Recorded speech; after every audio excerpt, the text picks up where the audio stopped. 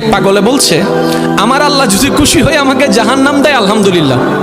এবার শিক্ষিত সমাজ যারা আমাদের মতো কিছু আছে না, বেশি পণ্ডিত, এবার যাই বলতেছে সবাই চাই জান্নাতে যাইতে, এই পাগলে চাই জাহান্নামে যাইতে।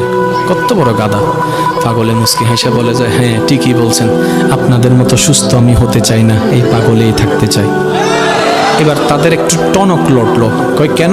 সবাই চাই জান্নাত, তুমি চাচ্ছ জাহান্নাম।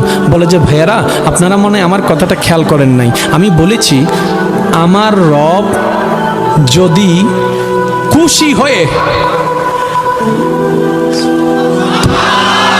আমার রব যদি খুশি হয়ে আমাকে জাহান্নাম দেয় আমি সেটাও নিতে রাজি।